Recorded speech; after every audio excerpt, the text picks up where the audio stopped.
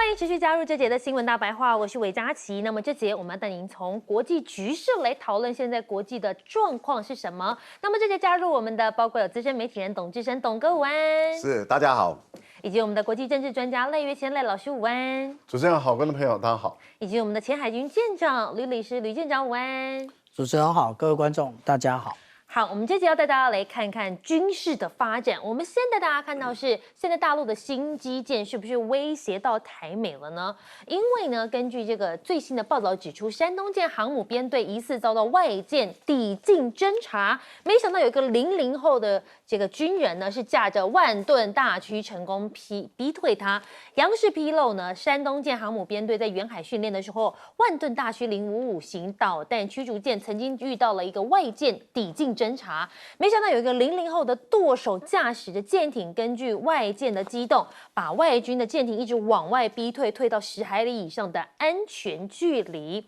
那么这一次呢，这个万吨大驱的延安舰逼退外舰，他们说展现了3个实力，包括了什么？第一个是它的排水量大、个头大、实力强；再来就是对其他国家军舰有一定的威慑力；那么再来就是舰员的训练有素；最后才是展现出一个硬打敢拼的精神，而不是这温良恭俭让了。那么现在有人就说了，台海战争的时候，是不是现在他们也准备好了直升机起降呢？因为你看，中国自制的现阶段全球载重能力最大、综合能力最强的大型自航甲板船泛舟8轮已经在2025年已经完成了海试，而它最大载重量直逼6吨哦，再加上一大片平直的甲板设计，相当适合拿来装作一个中继平台，提供给大陆的直升机来起降。陆媒就认为了，如果未来台海真的发生了战争的话，这样的船将会发挥重要的作战效能。还要带你看到是福建号的部分，福建号测试歼35弹射，军方欲支持潜舰国造有效吓阻。因为现在福建舰搭载了歼35，疑似进行弹射测试。由于航母舰队呢作战半径达到500公里，国军除了在空中兵力之外，还没有可以直接投射的武器。军方人士也说了，除了空中兵力外，水下的战力更是有效的吓阻力量，因此急需推动潜舰国造。好，那我们再带你看到的是，印度现在发下豪语了，要抗衡大陆的6代机。现在是不是要剑指中国？英国、法国、日本联手拉拢印度第6代战机，暗藏中印军备战吗？印媒报道，2大国际第6代战斗机研发计划由英国、意大利、日本3国参与的 GCAP 计划呢，由法国、德国、西班牙3国参加的计划，都已经跟印度提上申请了。那么印媒把中国第6代战斗机的领域进展视为挑战，认为印度应该先通过先进战机适应所谓对应的中国威胁。只不过印度把话讲得这么满，大家这样就回头看了，你第4代战机好像都还没有好好的做完，第5代战机研发也还没有完成，你就说要做第6代，安内甘丢。那么印度国产的 LCA 光辉战机，也就是他们第4代战机，还被美国通用卡脖子，1年生产的引擎上限只有20台。好，那么如果现在呢台海作战的话，美国智库报告，如果发生了冲突，大陆解放军的空军基地可能会比较有优势哦。因为呢，这个哈德逊研究所报告指出，中国最近呢用了一个足以从华府到芝加哥铺一条4线高速公路的大量混凝土加固了空军基地，所以呢，在潜在的台海冲突当中，可能会比敌方的机场更具优势。而且中国现在拥有3000多个掩体，足以容纳绝大多数的战机。在台海1000海里内呢，中国有134个空军基地，拥有超过650个强化机堡，以及将近2000个非强化的机堡。所以呢，它其实在这方面呢是有不断的在演进。而且现在大陆的飞弹威胁报告指出，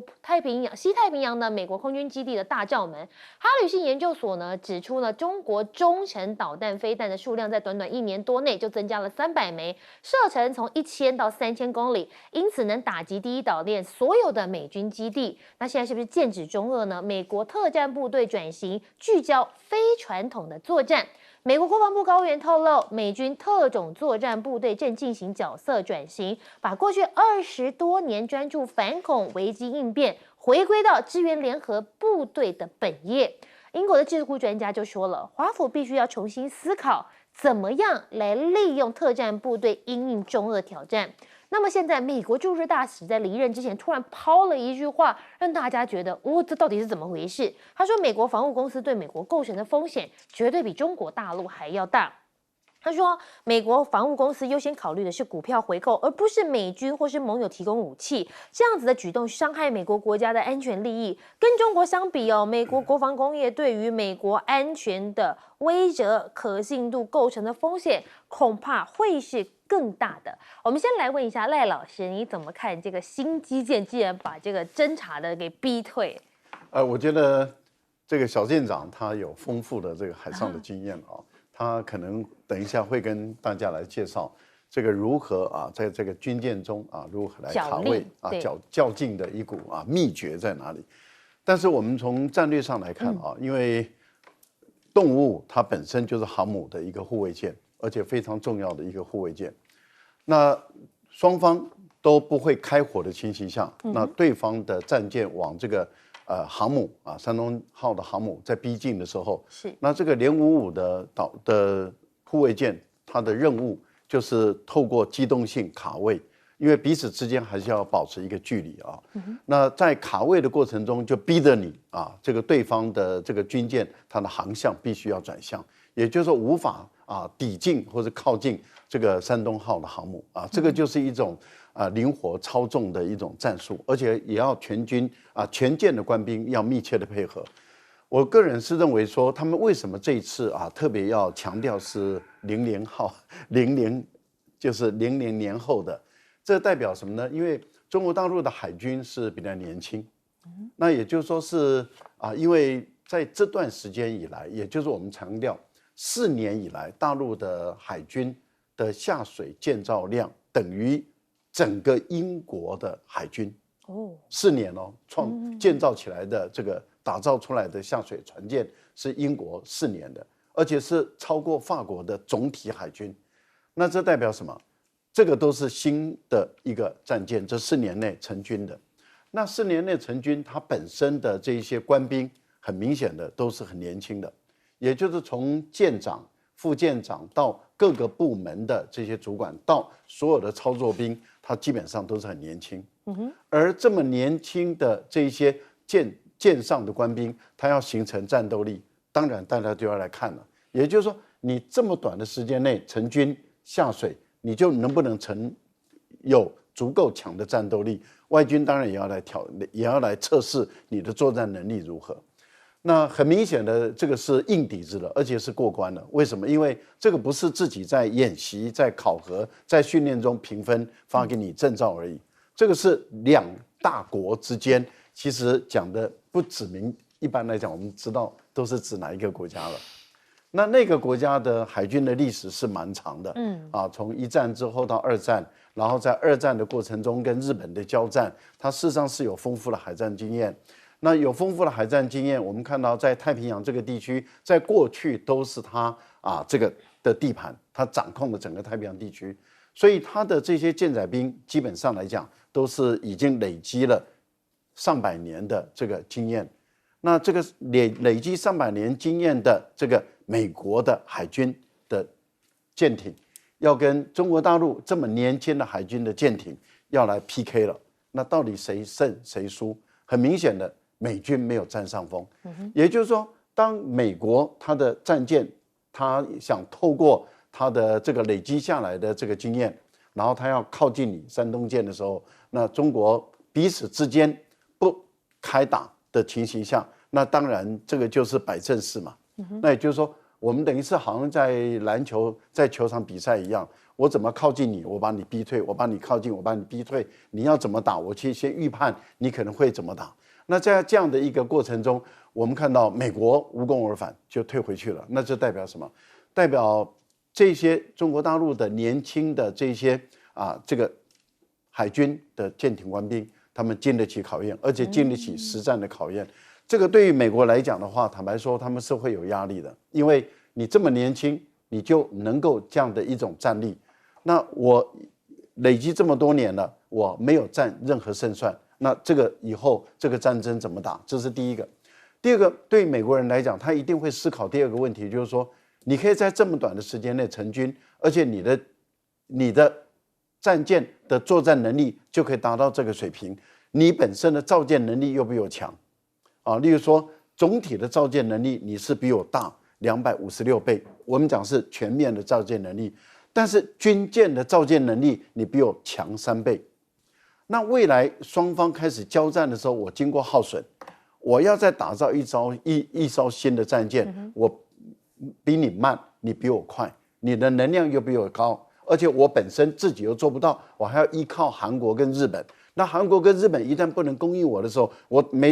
每被打掉一艘战舰，我就少了一个战舰。那未来这个战争怎么打？而且你竟然可以在这么短的时间内就训练好一个舰载兵啊，整个舰艇的官兵。那这个对他们来说的话，你等于是你要多少战舰，你就能够有多少人，而多少人在很短的时间内马上形成战斗力。那我美国怎么跟你打仗？所以为什么美国它会越来越焦虑，会越来越紧张？就是彼此之间在实战的较劲的过程中，美国发现解放军的战舰的这些作战能力事实上是很强的。我们通常把它称之为人舰一体。那很明显的，大陆已经做到了。好，那我们来请教一下，讲到海上角力，就不得不问问看舰长了。舰长，你又是怎么看呢？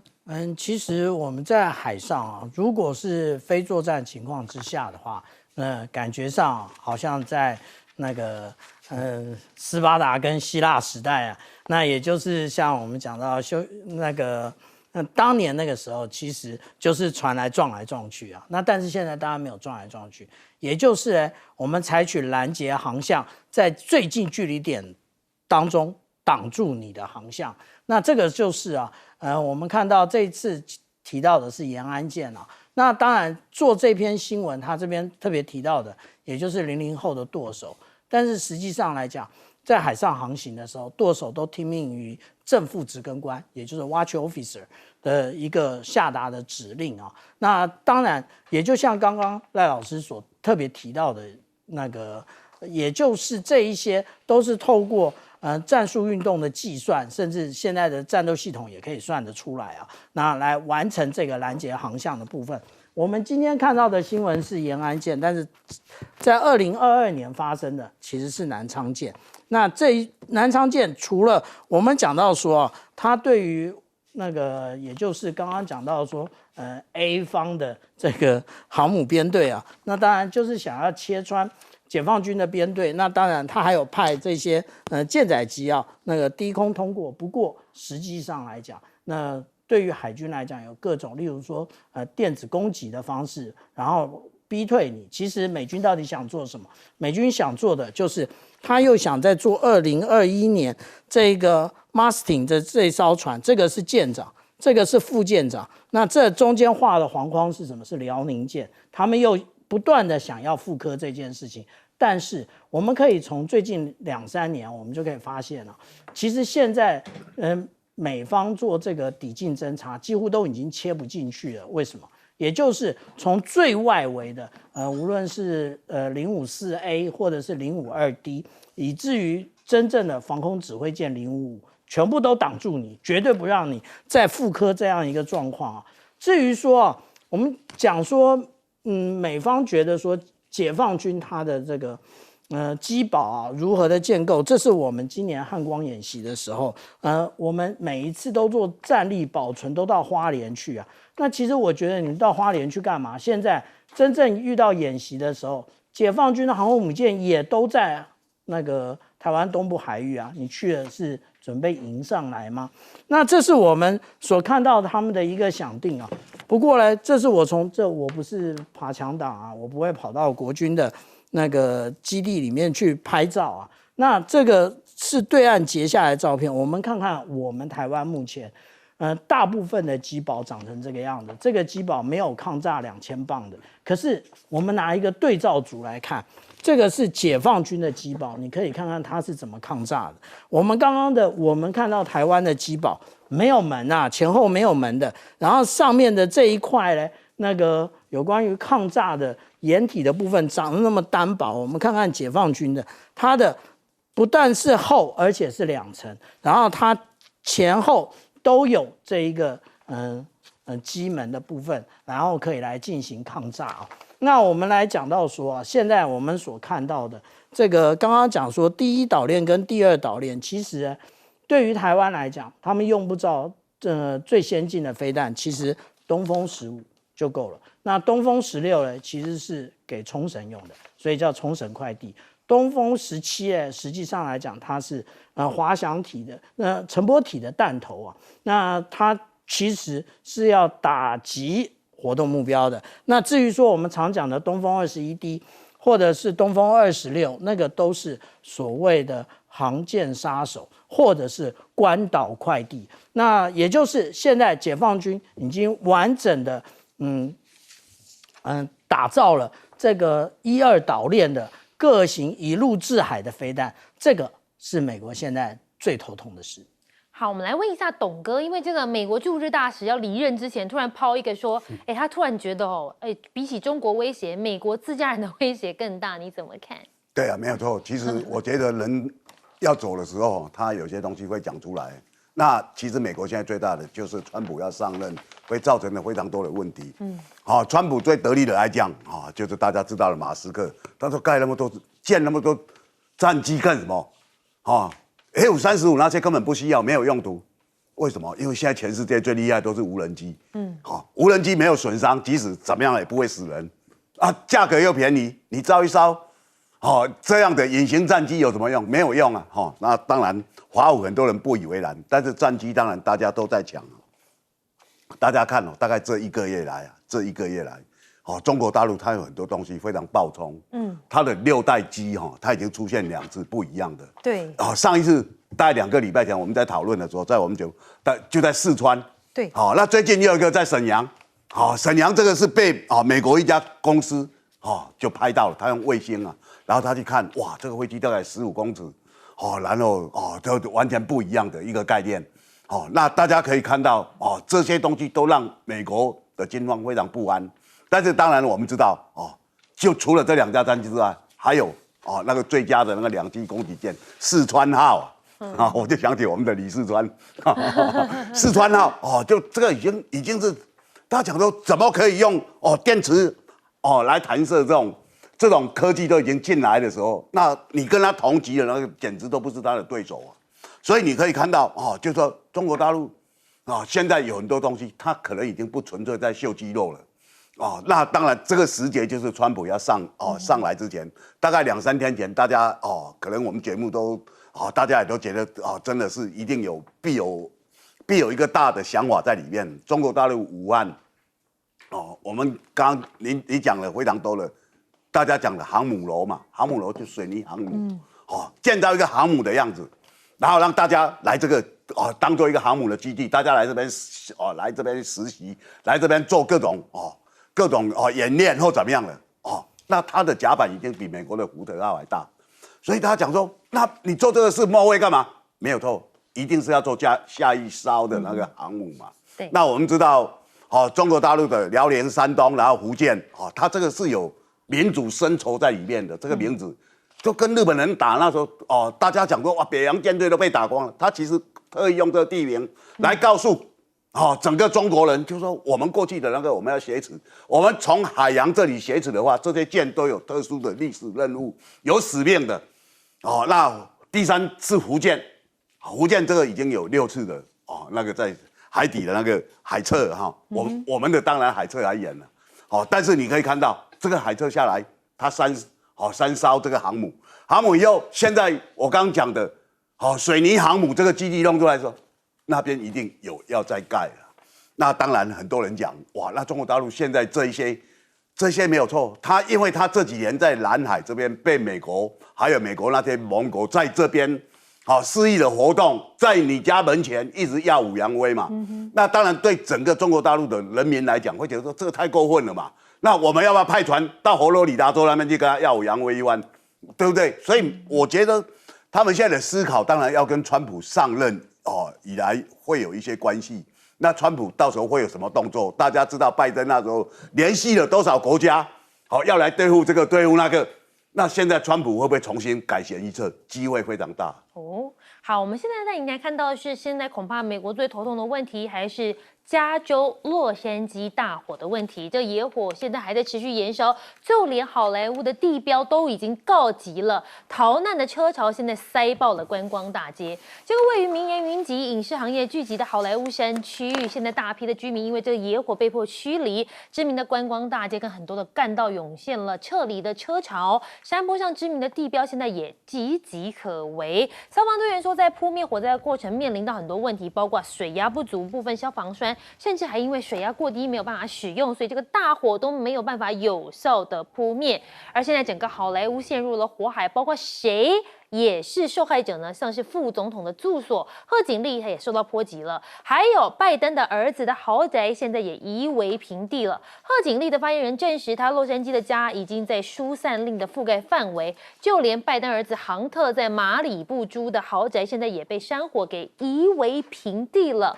那么我们带你从另外一个角度，从太空上来看看这洛杉矶的野火。你可以看到上千公顷都已经化成了焦土。从这个缩时的影片，你可以看到风从东北吹来，把烟雾推向太平洋上空的西南方向。起火点从一个地方变成2个地方。第二场野火是伊顿大火，周二晚上洛杉矶县北部的阿尔塔迪纳社区上方的山上来点燃的。那么现在就在加州一团乱的时候，竟然有人趁火打劫，竟然想要零元购，也就是所谓的不付钱就想要拿了就跑。很多人呢，现在趁着野火，大家在逃难之际，赶快跑到商店里面把自己要的东西趁火打劫拿走，那么也引发了很多治安的疑虑。那么现在，川普是不是捡到枪？拜登也把丧事喜办了呢？洛杉矶的野火究责呢？市长之前砍了7.6亿的预算，现在在机场呢被问到了，还被灵魂拷问。那么洛杉矶市长巴斯反国被记者提问：你家园陷入火海，你人还不在，你要不要道歉？他都不发一语，还质疑他之前砍了7.6亿的消防预算，还没水，导致灭火困难，引来炮轰。甚至呢，有人问到市长说，如果市民要求助的话，到底要透过什么方式？那么市长不是通常都会说，你可以打我们的专线，或是到什么网址去看。没想到这市长竟然回答 URL， 就是照稿念，他甚至没有把网址念出来，就照着念说URL， 所以让大家一片问号。那么现在洛杉矶野火失控，网友翻出川普3个月前就已经警告，还有赞他是先知。他说3个月前他就讲到了，为了保护小鱼，北部的水被引流到太平洋，数百万加仑的水都被倒掉了，抨击这个水资源管理的政策根本是有问题。那么现在洛杉矶的野火燃烧，川普的儿子跟马斯克竟然怪罪乌克兰哦。他们说，你看，就是因为你消防局把大量库存都捐给乌克兰了，好啊，那现在出事了，我们就没有办法来应付自己责任区内的火灾。那么现在洛杉矶大火，拜登访灾区，竟然还跟灾民说好消息公布，大家以为是要什么援助计划了吗？没想到拜登怎么说，我们带你来听听看。But the good news is, I'm a great-grandfather as of today. And I was granddaughter, 10-pound, 4-ounce baby girl, a baby boy. So I think I remember this day for a lot of wrong reasons. Anyway. 好，很多人都说，在民众水深火热之际，你竟然还把你自己家里的这样的消息讲出来，是不是这个时间有点不得体啊？而且你可以看到，在旁边呢站的就是这个加州的这个政府官员，看来是一脸尴尬。怎么你会在这个时候，我们加州大火的时候，你还在讲说我孙女又生了一个小宝宝？好，那么中美救灾，现在有人就拿来对比了，是不是真的有差别？你看前一阵子西藏不是发生6.8级强震吗？除了迅速救灾之外，无人机的使用、军用运输机的使用都发挥重要的作用，所以第一时间呢，这个灾区有获得很及时的帮助。但对比加州野火，有人说呢，现在根本这个妥善率根本是0哦，根本是完全没有人去救灾，那么也不知道该怎么救灾，所以没有对比，没有伤害。不过讲到这一回呢，建功的无人机，我们就带你看到的是大疆新机发布。那么你可以看到中国大疆发布的 DJI， 那么这个4T 的无人机镜头模组拥有6个眼睛，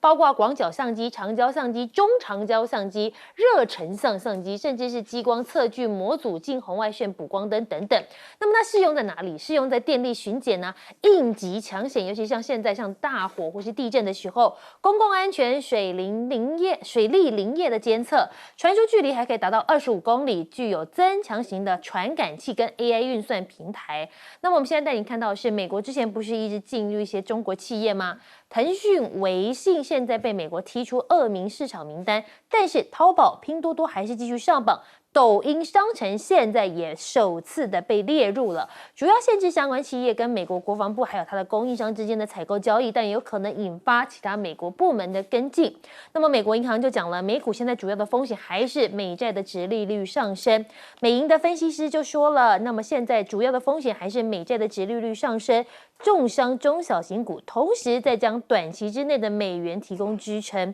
那么你可以看到呢，这个长天期的美债殖利率已经飙升至数月的高位，10年期的美债殖利率周三已经触及4.7%以上，来到了4月以来的最高。美债殖利率为何不降反升呢？克鲁曼说，反映川普2.0的风险溢价，这个风是疯狂的疯。他说，你看债市开始相信美国总统当选人川普真的会把疯狂的想法做到行动上去，所以当然了，现在就会对金融股市有影响。我们先来请教一下赖老师，赖老师你怎么看这一场加州大火？我觉得这个加州大火年年烧哈，但是我觉得川普在利用加州大火的时候啊，对民主党的这个拜登总统也好，或者是对于这个加州的州长纽森，他落井下石的抨击啊，基本上来讲站不住脚。为什么？因为川普你不要忘了，2018年南加州也有发生大火。对，2018年的南加州的大火烧掉了190亿美元最少，然后有多少人死亡？77个人死亡，也烧了1万多栋房子啊。这个事实上这是一个客观的事实。那问题就在于2018年发生这场大火之后，请问一下，联邦政府也好，跟地方政府为整个加州的居民做了什么样的一个消防的设施的预防工作？也没有检讨，没有检讨，因为加州的水电局的局长他们说，400多万人的这个洛杉矶的居民，他们的整个供水跟消防设施根本就不完善，而且一直没有改进。也就是说，这个是一个老问题，但是从来没有解决。因为这次发现，一旦大火发生的时候，消防队员竟然没有办法供水，水供不上，然后居民的水也跟不上，所以这个就是一个供水的一个问题嘛。那这个问题是现在才发生吗？不，从一开始设计的时候就有问题。可是大家都知道，年年烧，年年都检讨，年年都知道这个供水系统有问题，但是年年不解决。因为它需要庞大的费用。联邦政府不出钱，地方政府钱也不够，然后我觉得造成了这个结果。现在还有一个更严重的问题是，加拿大的专家他认为这是气候暖化异常所造成的结果之一，也就是它原因之一是跟气候暖化有关。第一个，温度太高了，对，温度一直不断的上升；第二个，太干燥了；第三个，在这一次为什么会烧得这么大，风向转变嘛。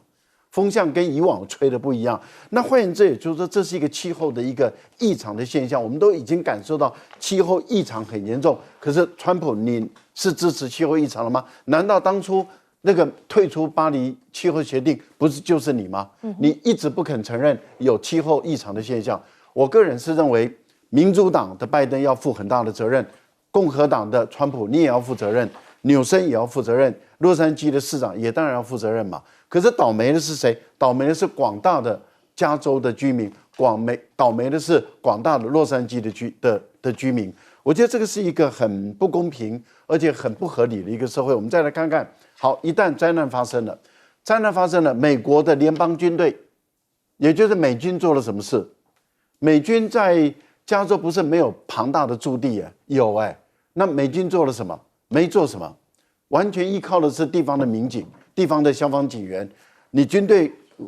在加州你做了什么？什么都没做。我们来看看这个西藏发生了日喀则发生的这个震灾，第一时间解放军就赶到了，而且我们都知道他在高原，而且是在冬天，活的人你必须要马上给他供暖，不然的话他的生命也会有威胁。可是帐篷马上就搭上去，热食马上上去，那个保暖的衣服马上就送上去，第二个时间抢时间啦，因为被困在灾区的这些人生命啊，抢时间，解放军马上就到，而所有的科学军队里面使用的无人机、侦察机、运输机、直升机全部都到，然后你美国的军队做什么？美国的联邦军队做什么？我觉得这是两个国家的政府为同样是一个灾难，但是却完全不一样，没有办法比的，一个在天，一个在地。我们来问一下舰长，你又是怎么看这一回的加州野火呢？其实啊，这次加州野火，可能那个人祸的比例还比较高啊。那当然，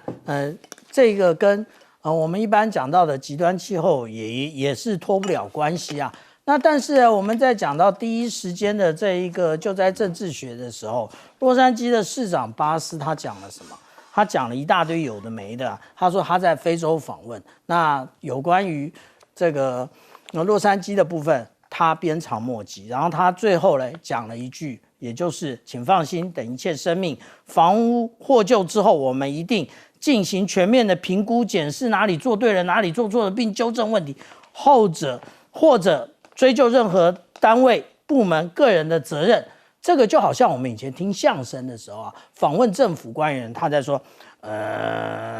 这个我想，可能大家辛苦了，最后不是就是这样吗？讲了跟没讲一样嘛。而且那个每一年加州都发生火灾，那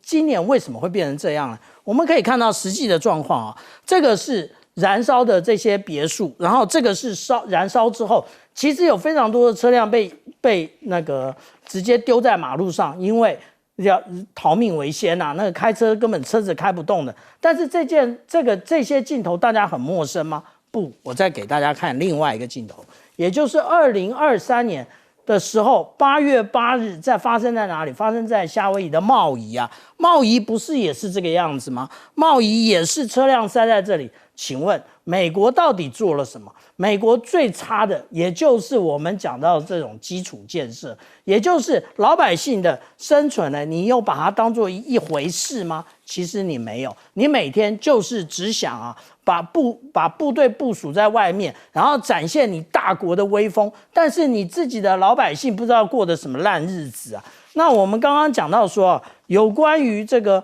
川普的警告啊，那这其实啊，有部分是事实，有一部分是老鼠冤啊。其实他们当初在讲的是什么？也讲的就是在沙加缅度附近有一个叫做圣华金河三角洲，就是这个三角洲的部分。那当初在竞选的时候，川普那个时候他就已经提到说，这一个部分应该要弹性的调拨水到洛杉矶去。那而且在他上一任的任内的时候，他还直接签署了联邦备忘录。可是对不起，一换拜登，全部再见。那所以川普才会讲到说，他们为了这种3寸的鱼啊，结果现在人命都不顾了。这个是现在美国的这一种民主啊，我们所看到最糟糕的一种现象。大家都推诿责任，那人民只能够各自求生。董哥，我们想问一下，那你怎么看那个大疆无人机的最新发表呢？因为大家都说这个无人机可以立很多功劳嘛。那这个新机出现之后，您怎么看？大疆无人机占全世界70%以上的产量。其实美国很多单位都在用。那过去像这种美国式的火灾无人机是非常好用的。对。那当然，因为美国这几年抵制，他们有些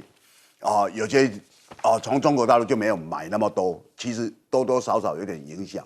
所以如果大家可以看到，现在各国很多东西在发表，那中国大陆显然无人机、电动车还有锂电池这些东西都是领先全世界，更不用讲高铁或者在海上盖大桥，都是世界上第一流的。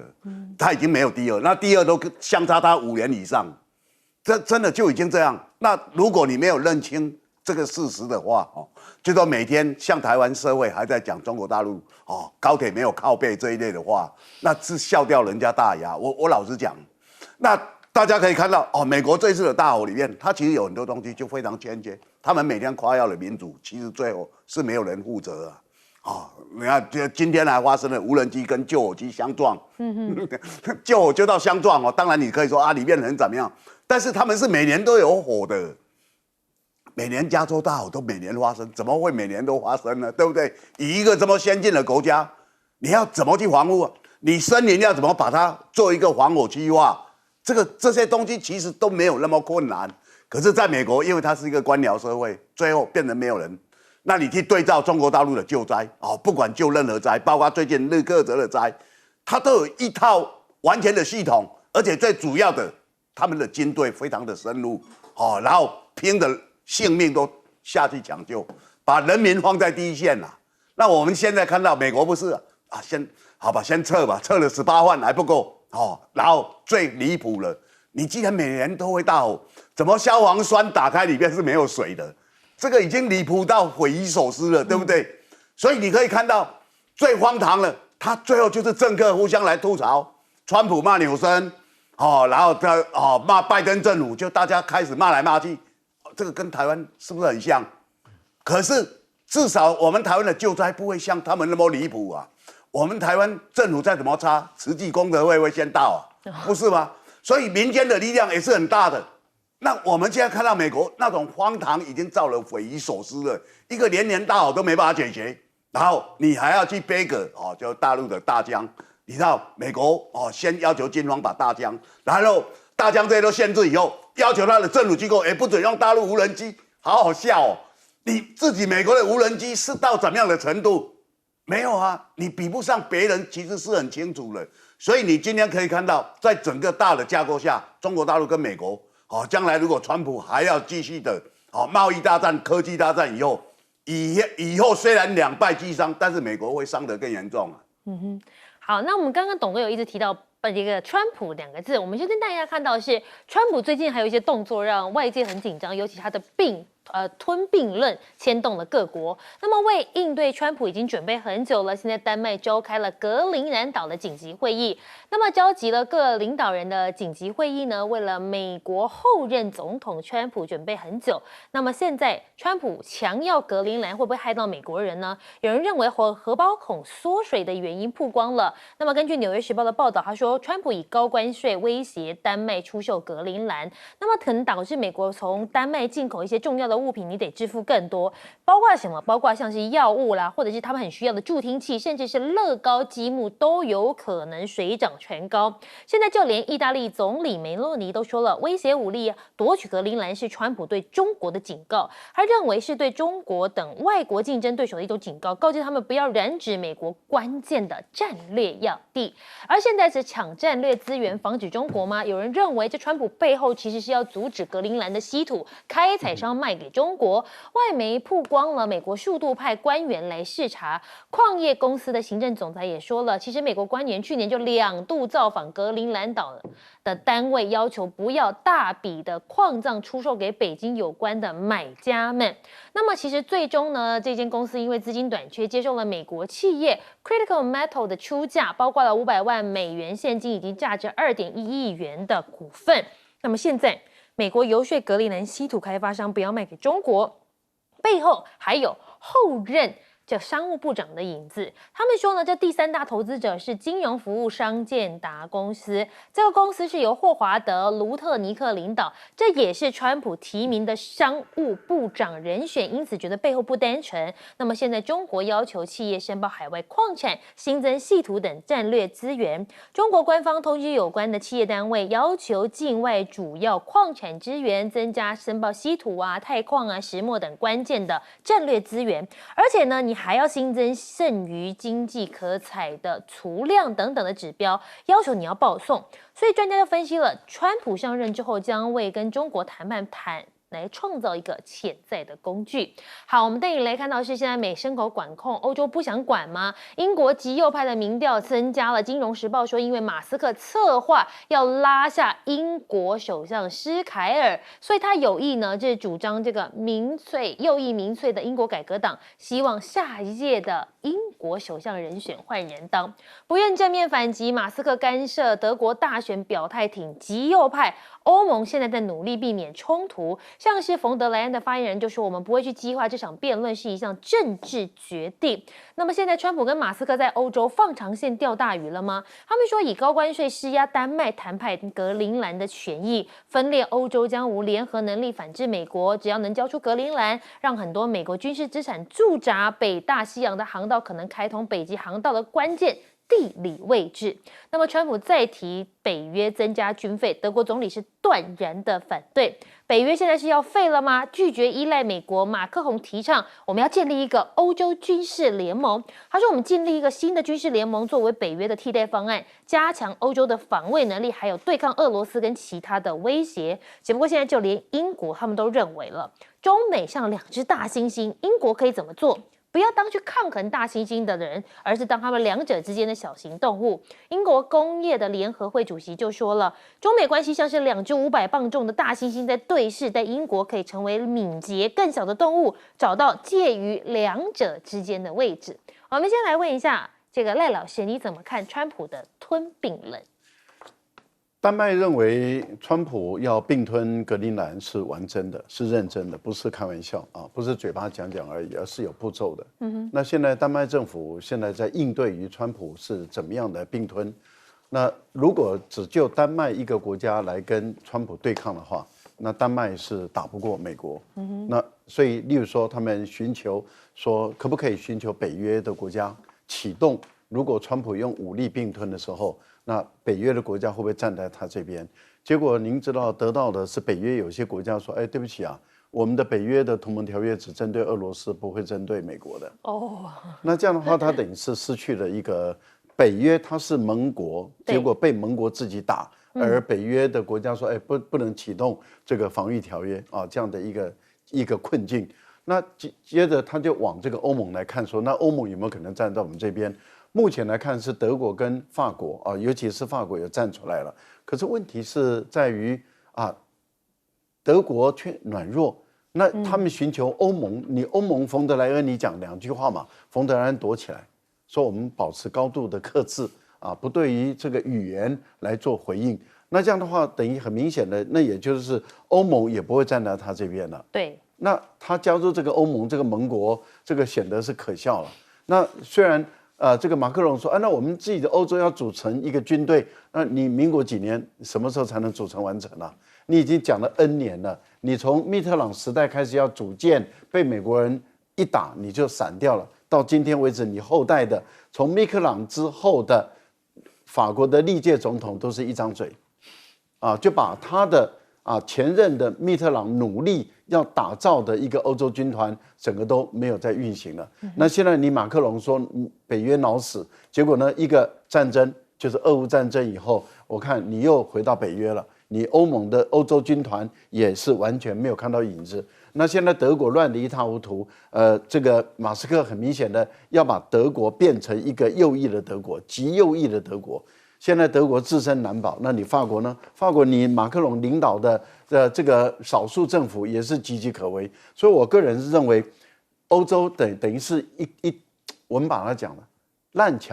烂泥扶不上墙面了，已经不行了。好，那现在的丹麦怎么处理？丹麦坦白说他困境了，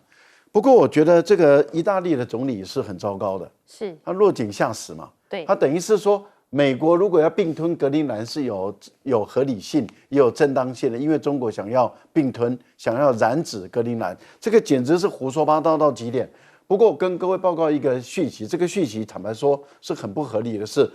格陵兰的矿产稀土公司是财务亏损快要倒了，所以他希望卖掉。对，中国大陆出价高，美国的企业出价低，结果美国政府跟丹麦政府却要他们的财务亏损累累的这家公司去低价出售给美国企业，你说合不合理啊？好，我们稍微休息一下，广告之后回来带您继续讨论。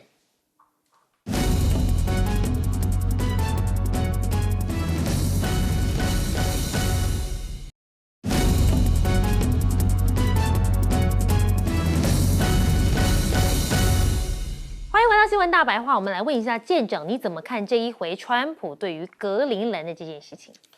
其实川普那对于格陵兰他有这么多的想象，而且第一时间他就派他的儿子小川普直接到了格陵兰，然后但是他说，我们今天是个人的行程，那不谈正事啊。那但是格陵兰到底是为什么让川普这么样的心心念念呢？其实如果我们来看整个格陵兰这个右下角这个绿色的部分其实是冰岛。那这个如果我们来看这个就是在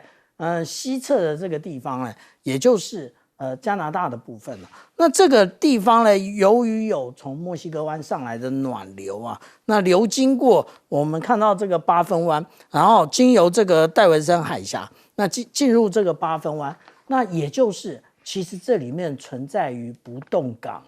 但很少人谈到这件事。不过我必须要很负责任的跟大家报告，这里面有存在于不动港，而且是我们看到这个格陵兰最大的港口那这一个港如果说存在的话，然后变成美军基地的话，我们想一想未来美国无论是它的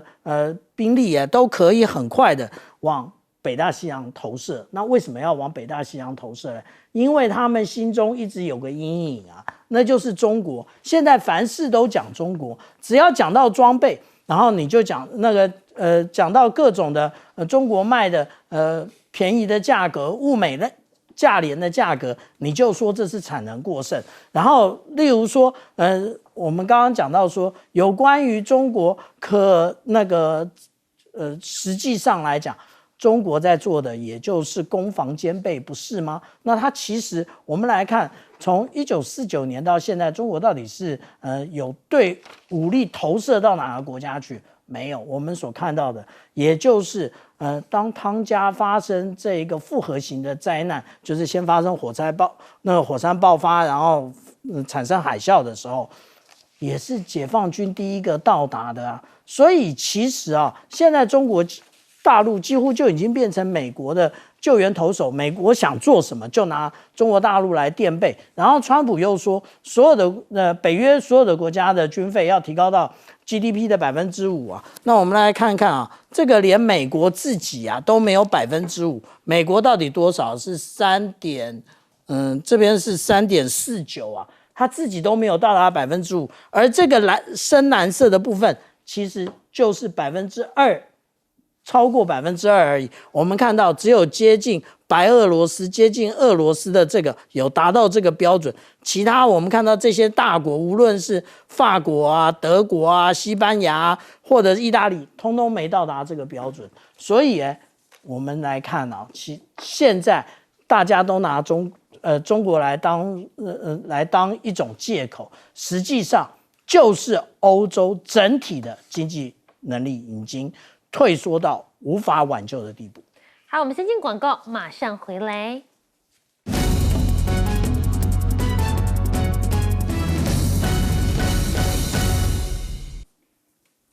好，我们要请教一下董哥，你又是怎么看呢？大家看川普1月20号上任那当然在他当选以后，全世界就发生非常多的变动那这些变动其实你就可以看到每个国家都有一些焦虑不安。比如说日本他就换岸田就下台，因为他的靠山倒了嘛，拜登倒了，所以就换石破茂大家看了